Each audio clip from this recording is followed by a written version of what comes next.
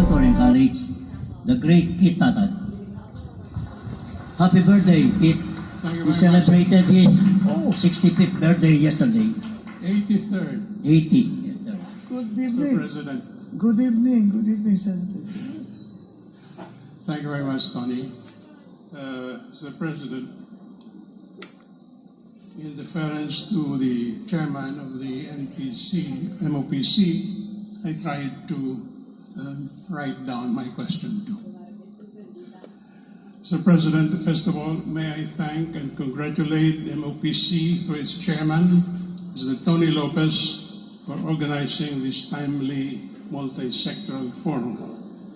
And may I say how honored and delighted we all are to listen to Your Excellency after your highly successful visits, first to Indonesia and Singapore, and then to the United States, where you addressed the 77th session of the UN General Assembly and met with US President Joe Biden, other foreign leaders, and numerous American business and investment groups.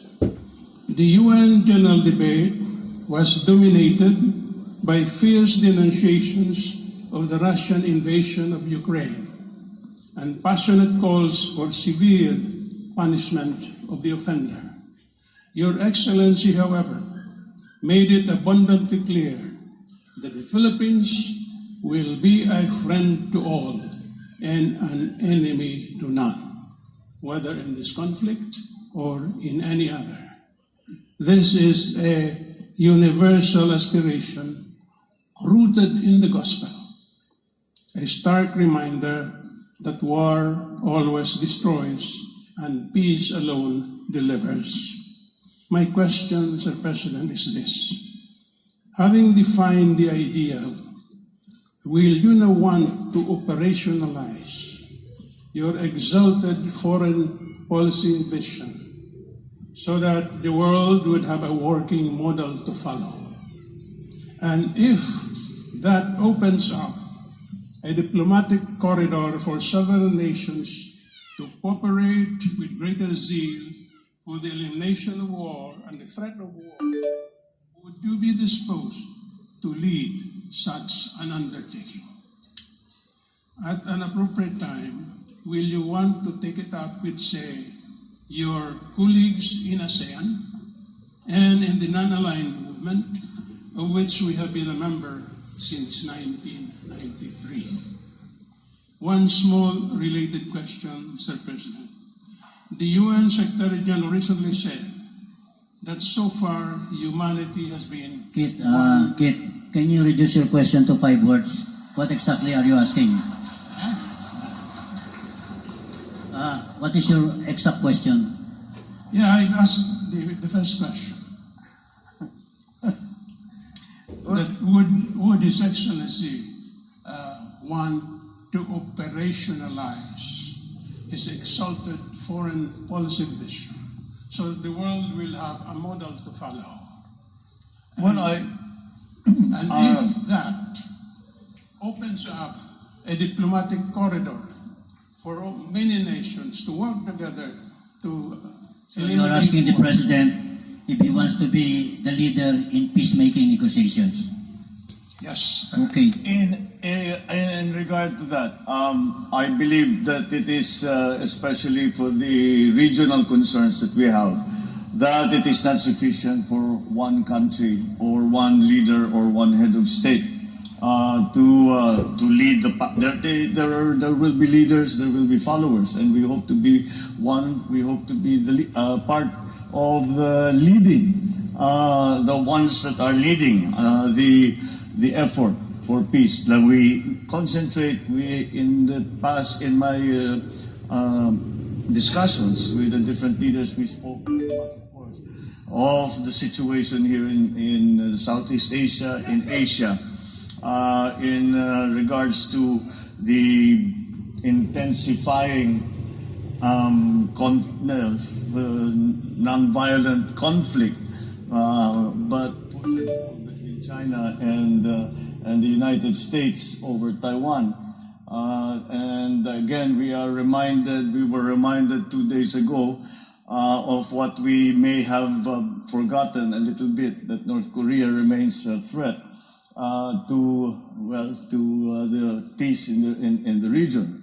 And it's my belief that we must strengthen our organizations. And specifically in this case, I'm talking about ASEAN.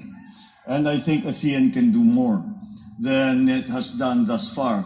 And in fact, in the upcoming ASEAN conferences that are coming up in November, I intend to propose several actions that ASEAN can take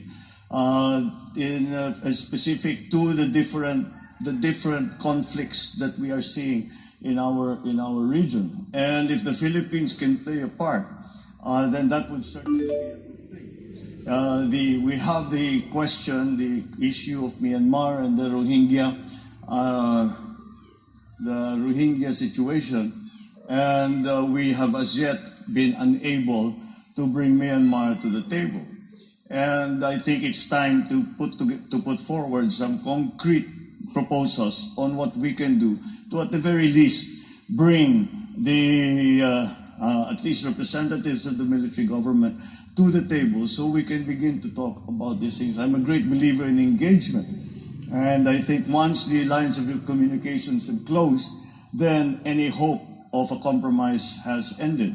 And so let us continue with that. But again, we must present a united front, and that is something that I believe is the best way forward, simply because the moral suasion, at the very least, of several member countries of ASEAN is probably, in many ways, more effective than just a single country. Although we don't dismiss bilateral contacts, bilateral negotiations, multilateral negotiations outside of ASEAN, within ASEAN. I think we should continue to try and push our member neighbors to present that united front and to move that united front forward, so that we can say that ASEAN, as a political, geopolitical aggregation, economic aggregation, has certainly shown that it has a function to do in the normal scheme of the geopolitics, but when crisis comes, that they come to the fore. And that, again, is something wherein I believe the Philippines can play a large part. But in fact, in my speech in the United Nations, I already proposed, and I said that it would be we need to abandon the idea of nuclear weapons, of having a stockpile of nuclear weapons as a deterrence. And we should remove that kind of Cold War thinking already from our geopolitics and remove lower the stockpiles and make them, and finally at some point, to remove from the face of the earth any nuclear weapons. And unfortunately, 2-3 days later, we hear the announcement from Russia that they are contemplating using tactical nuclear weapons. This brings us back immediately to the problem with North Korea, because North Korea is the only country in the region who has threatened the use of nuclear weapons. And if Russia uses tactical nuclear, hindi na bali yung strategic nuclear weapons, but if they use tactical nuclear weapons in the Ukraine, and it becomes acceptable that tactical nuclear weapons are a conventional weapon, then that might encourage other nuclear powers to think in that direction and to now actually use the unthinkable. They start using their nuclear stockpiles. So we have a very important part to play in that because we have a great interest. We have it must be a subject of central concern in our foreign policy and in the defense of the nation in the Philippines. So I do not think we have a choice. We must play a leadership role because it is in our interest. And if we do not do it, we are not doing our jobs as the protectors of our country, of our state, of our territory, of our people. If we do not take that leadership role, I think it has been thrust upon us. And it is in good Filipino, as a good Filipinos, we face up to challenges and we face up to responsibilities. So we will face up to this one. So. By the way, Mr. President, when they say tactical nuclear weapon, that's a bomb greater than Hiroshima or Nagasaki. It's only tactical. Next question from Ivan Mayrena. Thank you very much, my friend and compadre Kit. Magandang gabi po, Ginoong Pangulo. Good evening to everyone. Ako po si Ivan Mayrena of GMA7. Mr. President, you will mark your 100th day in office in 2 days. What would you consider your accomplishments? What are the things that you wish you could have done? And what will you do, if any? What will you do differently? Well, I would say that I don't know if I would myself term them as accomplishments. It's very early on in a term, but nonetheless, I think what we have managed to do in the first 100 days is put together a government which is functional and which has a very good idea of what we are targeting in terms of strict economic targets, for example, in terms of the numbers of growth, the numbers of our different measures, the different metrics that we are using for the economy. But beyond that, I think that we still continue to enjoy that the unifying force that the elections became. Generally speaking, elections are polarizing. And of course, and even in this case, it was polarizing, but at least a very strong majority made itself felt. And I think that is something that we continue to use as our foundation. And with that, what the promises that were made during the campaign, for example, that we bring the best and the brightest, and we do not look at color in terms of political color, I think we have done that. And more importantly, we have galvanized government once again into governing, and the one thing I worry about very much is coasting. Okay nito, pwede nito. You don't really need to attend to this anymore. It's going to be all right. You can all go and have a holiday. That's what I worry about the most.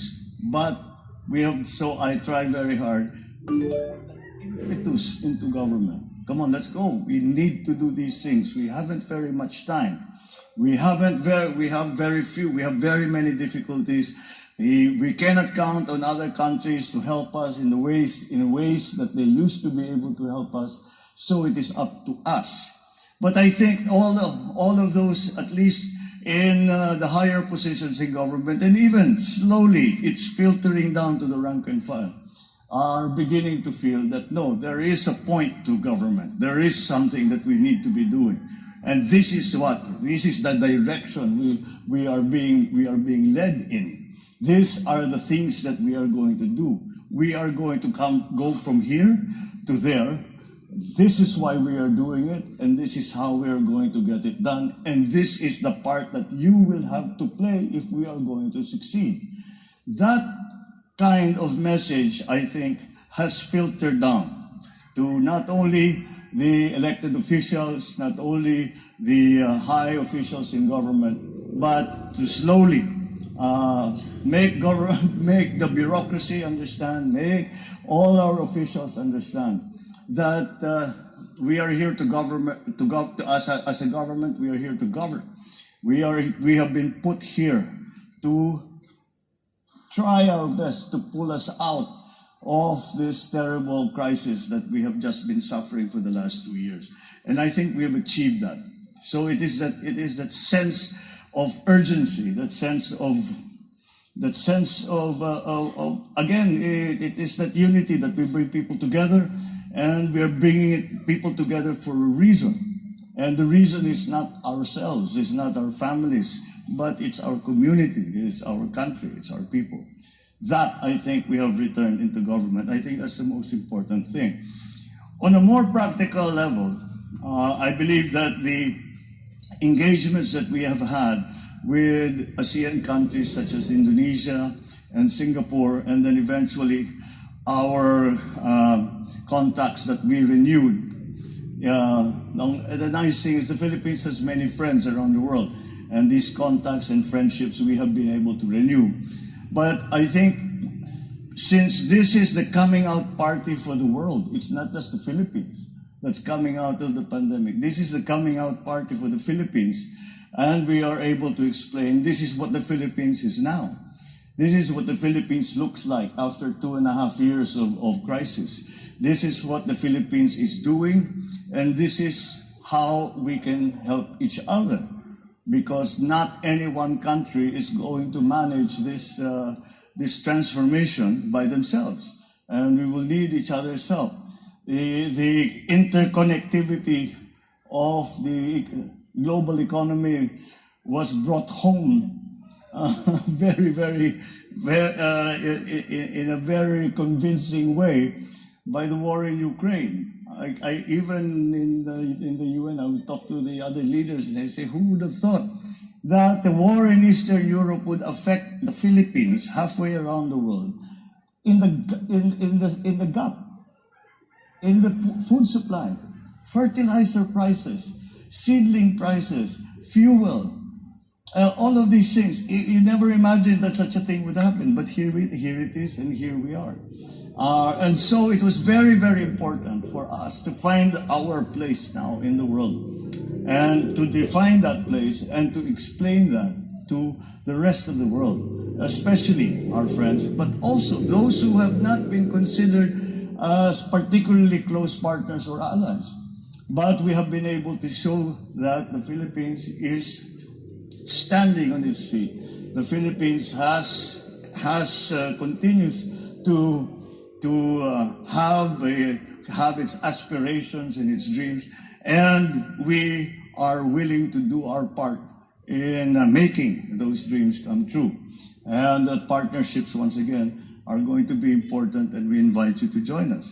So that is one thing we have staked our place in the community of nations. I think that has been very, very important. The other, I suppose, we have started we were able, I suppose, in the first 100 days, actually the first 60 days, maybe 50 days, we were putting out fires. We were just trying to make things work, because suddenly the problem, and you're all aware, the problem with sugar, the supply, the problem with fertilizer. We were having to look to different what we now refer to as non-traditional sources. Senator Kit just brought up also this foreign policy between Ukraine and Russia, and we take a very balanced view, because the truth of the matter is we may have to deal with Russia for fuel, for fertilizer, we have to find a way to deal with the Ukraine for our feed wheat, our corn importation, all of these things, our livestock importation, all of these things have now become part of the mix that has made the world situation more volatile and more complex than it was before. But we have we have already made it clear where the Philippines stands in all of this. And it is something that I made clear again to the other leaders, and I said that we are essentially driven by our desire for peace, and all the economic development that we plan and all that we hope to do will come to naught unless there is peace. And so that, I think, that message, and we have played our part in that. That touches upon the question of Senator Kit Tatad about the leadership role that we need to be playing. So again, I think we have. I remember the first time I heard this question. What was before was during the campaign. What will you do in your first 100 days? And I said, well, the first 100 days will be finding the best and the brightest to help and to serve in government. I think that we have. I think that we have. I am always very grateful to those such as Secretary Ben Diokno, for those in our economic managers, those who are experts who have decided to join the government, because we know that they are very successful, and this is a sacrifice for them. It is really all about service on their part, and so we are always very grateful for their talent. We are grateful for their industry, and to have them in place already, I think, gives us a very distinct advantage as we try to transform our economy for the next few years. Mr. President, ang haba na ng istorya ni Ivan. Anyway, Ivan, if I were to write the story, and allow me to suggest it, just remember two things: unity and engagement. This is the first president to personify the meaning of unity. Unity means nationhood. Engagement is like in an automobile. There is a transmission, there's an engine, there's a driver. You engage and you move. Thank you very much, Mr. President. Thank you, Tony. It's time for